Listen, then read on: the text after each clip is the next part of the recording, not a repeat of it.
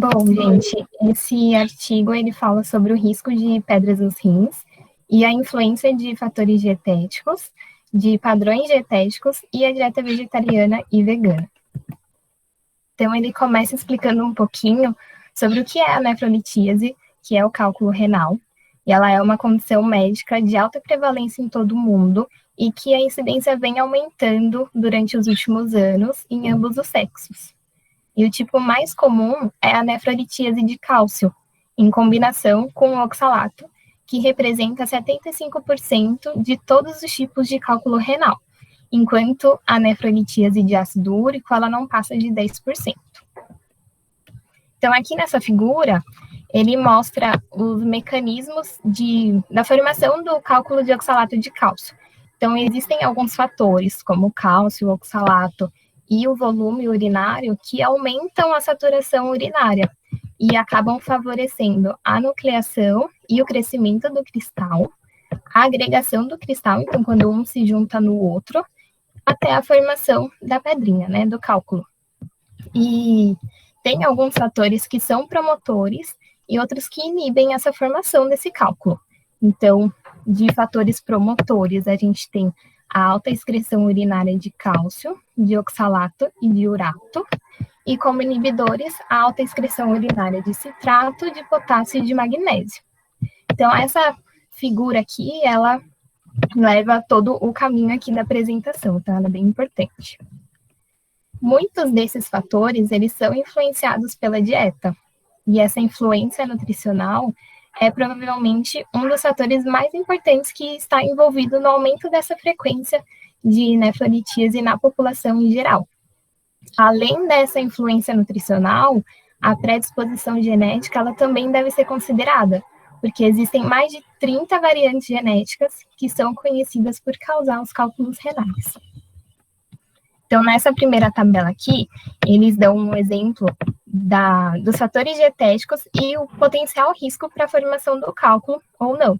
Então, por exemplo, aqui, a redução da ingestão de fluidos aumenta a saturação urinária. O aumento da ingestão de sódio aumenta o cálcio urinário e reduz a excreção de citrato. Então, aqui eles vão falando de cada um deles e o que eles podem causar ou não no risco de formação do cálculo. Mas mais para frente eles falam de cada um deles. Então, o aconselhamento dietético e essas modificações nutricionais são importantes tanto para o manejo da nefrolitíase quanto na prevenção da recorrência dela. Então, essas terapias dietéticas e médicas, elas são divididas em medidas preventivas gerais e em algumas indicações específicas para cada pessoa e para cada tipo de cálculo que ela tem. Essas indicações gerais são o aumento da ingestão de fluidos, a ingestão equilibrada de cálcio, ingestão reduzida de sódio e de proteínas animais, manutenção de um IMC saudável e aumento da ingestão de vegetais e fibras. O objetivo dos autores foi analisar cada nutriente individualmente e revisar a literatura sobre o efeito dessas dietas na formação de pedras nos rins. Para isso, eles incluíram toda a literatura que estava disponível sobre a associação entre as dietas vegetarianas e veganas e a nefrolitíase. E aí eles selecionaram esses artigos dessas bases de dados e não fizeram nenhuma restrição com base no tipo de artigo, aceitaram todos. Como resultado, eles viram como essas intervenções dietéticas causavam risco ou não na formação de cálculo. Então, eles falam que a prevenção da recorrência do cálculo renal, ela é baseada em abordagens que têm o objetivo de expandir o volume de urina, de reduzir a excreção de solutos prolitogênicos, que são aqueles solutos que vão favorecer a formação do cálculo, como o cálcio, o oxalato e o ácido úrico, e aumentar a excreção dessas substâncias que protegem contra a formação dos cálculos, como magnésio, potássio e citrato, que é justamente aquela primeira figura que eu mostrei para vocês. E para uma avaliação ser completa, é preciso investigar a causa dessa nefrolitíase. E para que essa investigação seja feita, eles realizam um teste de urina 24 horas. Então, tanto os pacientes que são formadores de cálculo recorrentes, quanto os que são interessados na prevenção, eles devem ser informados sobre a realização desses testes, porque eles são capazes de fornecer as informações mais confiáveis sobre esses fatores de risco, e ele também tem uma forte correlação com a composição do cálculo, então com o tipo de cálculo. Nessa tabela, eles mostram o aconselhamento dietético para cada tipo de desfecho que eles encontram nesse teste de urina de 24 horas. Então, eles falam que a pessoa tem que fazer se tiver hipercalciúria, hiperoxalúria, hipercitratura, se tiver um baixo pH urinário e hiperuricosúria. Então, para cada um desses desfechos, eles falam que deve ser feito. Sobre a ingestão de líquidos, que é o principal fator protetor, eles trazem esse dado de que a cada 200 ml de líquido ingerido por dia, há uma redução de 13% no risco de formação de cálculo renal. Então, se a gente pensar aí ao longo do dia, se for ingerido mais que 200 ml, o risco acaba diminuindo ainda mais. Sobre suco de fruta, eles trazem o dado do suco de laranja. Não falaram a quantidade, mas eles disseram que o aumento do consumo desse tipo de suco reduz em cerca de 12% o risco de formação de cálculo, porque a laranja tem alto teor de citrato e um baixo teor de frutose. Sobre a cafeína, eles trazem o dado de que o aumento que a cafeína faz um aumento da excreção de potássio e de cálcio, o aumento do volume urinário e diminui a excreção de oxalato. Mas nem todos os líquidos eles são benéficos, né?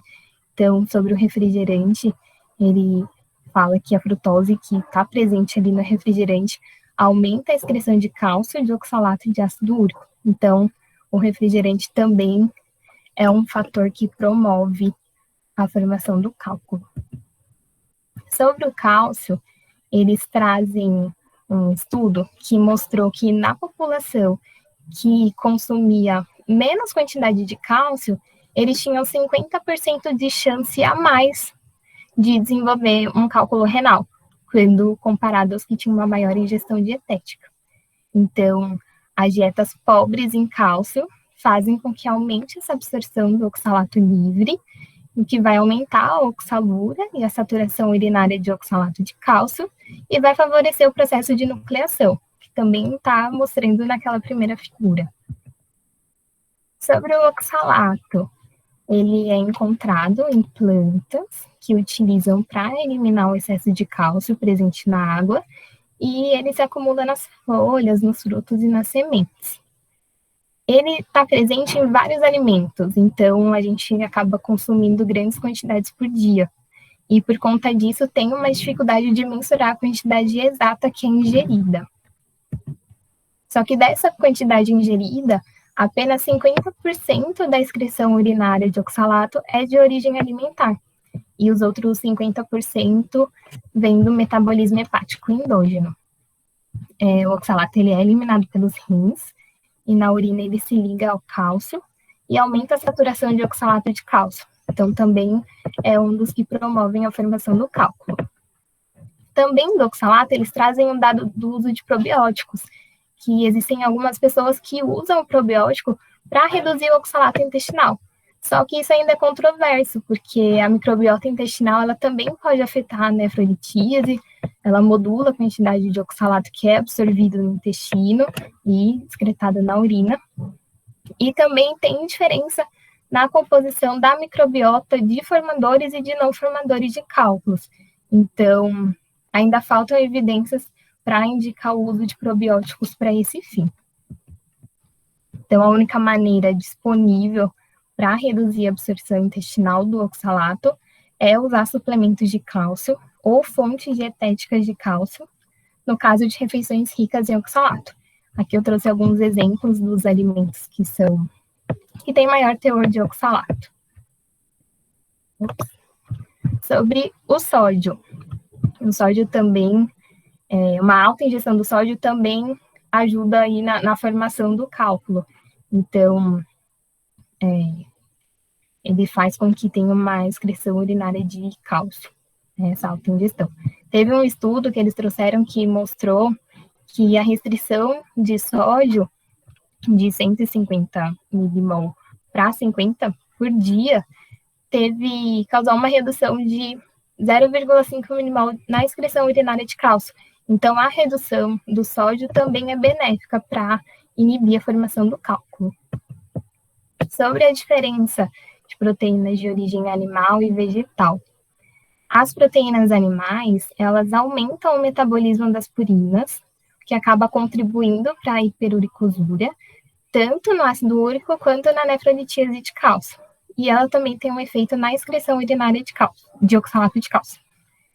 Só que a proteína láctea, ela não foi relacionada com a incidência de pedras nos rins, só as de fonte não láctea. Então, carnes e ovos. Então, no geral, a proteína animal, sem ser a proteína láctea, ela também favorece a formação do cálculo.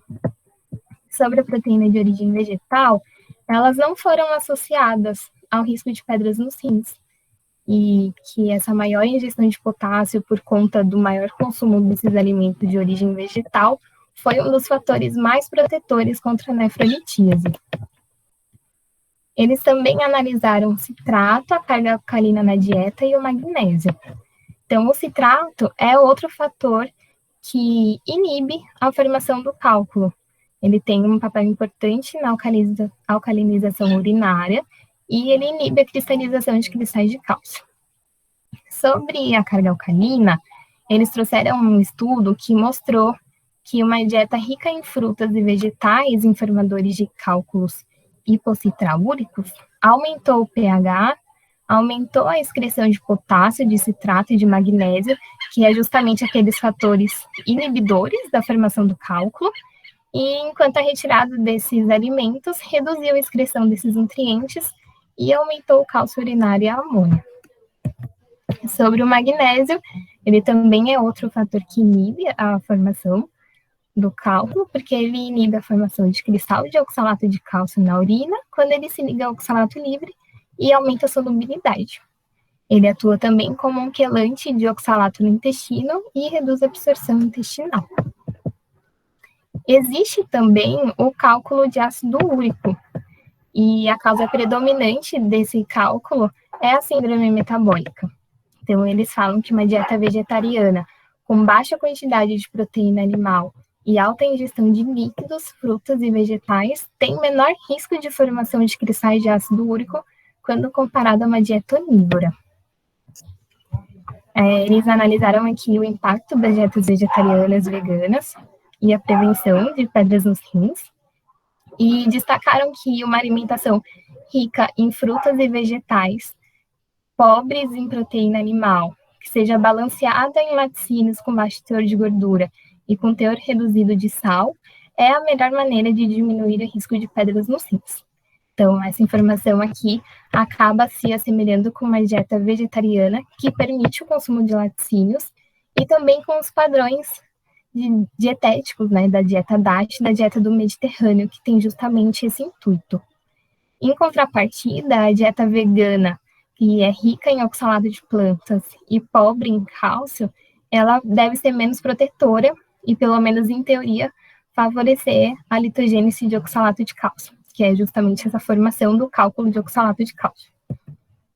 Então, eles concluem que a alimentação é considerada uma ferramenta fundamental no manejo da recorrência de cálculo renal, que o elemento mais importante na prevenção é a ingestão elevada de fluidos, que a alta ingestão de frutas, vegetais e laticínios com baixo teor de gordura trazem menor risco de ocorrência de pedras nos rins, e que a dieta vegetariana balanceada com laticínios parece ser a dieta mais protetora para pacientes com cálculo renal. É isso. Muito boa a tua apresentação, muito didática e clara, né? Foi uma revisão, né? Uma síntese atualizada, né? de vários trabalhos, né, que estavam sendo publicados nos últimos 20 anos, 30 anos, diria, né? Isabel, eu queria te perguntar para você, né, esse trabalho, revisão, apresentação, que foi de acréscimo de novo dentro de tua visão, né, dos estudos, de tua profissão? Que agregou isso? O que te trouxe de novo? O que te impactou mais? Bom, eu já tive cálculo renal e eu não sabia nada disso. Nossa! Eu tive. E aí, Bom, para mim, o por que eu si acaso, sabia... Isabela, por si acaso, ya me falaron a veces, né, de que cuando yo distribuyo algún trabajo, acha que tengo una conexión así media rara ahí, de personalizar, ya me falaron varias veces. Uhum. No meu caso, teve. Eu só sabia da injeção de líquidos, que era importante, mas sobre a injeção de fruta, sobre a diminuição do consumo de carne, para isso eu não me dei tanto, não. Mas eu aprendi bastante. Sim, eu acho muito legal, embora, né, não tenha os estudos mesmo, né, com a dieta vegetariana, porque é difícil, né, então esperar a incidência em um grupo seguindo, né, então teria que ser um estudo de caso controle, aí não tem muita coisa, eles ficam um pouco pela hipótese, né, considerando esses fatores, então a ovo-lacto vai ser mais protetora e a vegana nem tanto. Quando as pessoas desenvolvem esse problema, né, son orientadas a tratar, né, os sintomas, né, avaliar a gravidade a través de exámenes tipo ultrassonografia, tomografia, passar com um especialista, eventualmente programar uma cirurgia, né? Mas assim, isto é uma história até meio que se comenta, mas assim, pouco é conversado as pessoas, né, sobre a importância para a prevenção e também para o tratamento, né, de problemas desenvolvidos através da alimentação. Isto é pouco conhecido. Você pode perguntar às pessoas que tiveram esse problema, os profissionais não estão muito atualizados com isso, né? Então, é muito importante isso, entender, ter esse domínio que sobre bases de evidencia, né, se formulan, né, estas recomendações para prevenção e tratamento. Né? Tá? Eu acho que tem a questão também que muitas vezes esses casos, né, é uma pessoa que tem, assim, em uma situação, e pode ser que ela não demore, né, muito tempo até outra recorrência, ou não tenha. E aí ela acaba recebendo ali o tratamento de pronto-socorro, às vezes, né, então o médico que vai tratar, e aí acho que às vezes não tem esse reconhecimento do profissional da pessoa buscar, né, uma orientação com o nutricionista, então fazer um acompanhamento para evitar a recorrência no longo prazo. Muitas vezes, assim, não tem tanta associação com, olha, a dietoterapia, né, é tratado mais na emergência, e daí, às vezes, vai espelhar o cálculo, fazer a cirurgia, né, o que precisar, e acaba não olhando essa relação com a dieta.